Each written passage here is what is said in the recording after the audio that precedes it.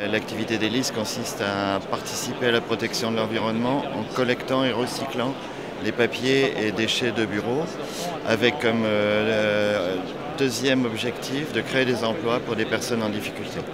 Vous êtes une entreprise qui produit du papier dans ses bureaux, donc Élise vous propose de mettre à côté de la poubelle dans laquelle vous mélangez habituellement les papiers et les autres déchets de bureau, mettre une corbeille dédiée au papier, corbeille qui est jusqu'à présent une corbeille en carton, mais qui demain sera une corbeille dessinée par Philippe Starck et fabriquée en plastique végétal, conçue et injectée dans le Nord.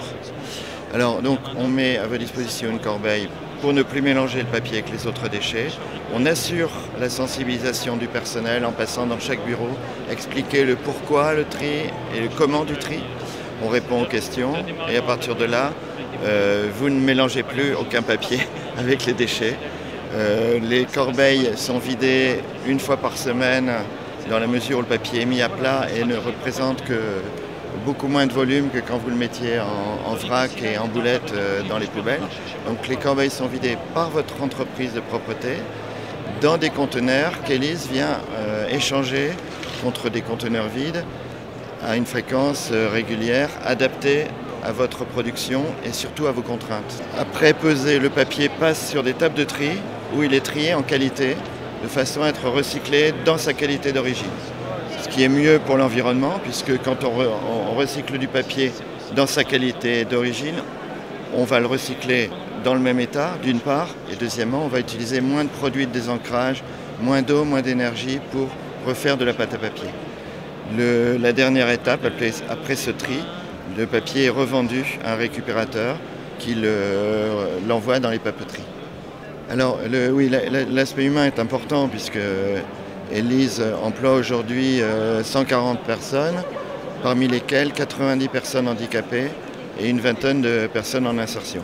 Donc dès sa création en 1997, Élise a choisi de réserver les emplois de production à des gens sans qualification et parmi les gens sans qualification, les gens qui avaient le plus de difficultés à trouver du travail. Et au fil du temps, la population à laquelle Élise s'est intéressée, c'est les personnes handicapées.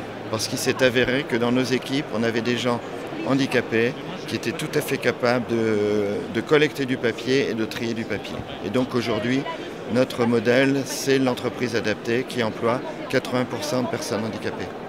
Alors aujourd'hui, on a un peu plus de 250 000 corbeilles distribuées en France, ce qui est beaucoup et peu. C'est peu parce que c'est 250 000 sur plusieurs millions de personnes qui produisent du papier.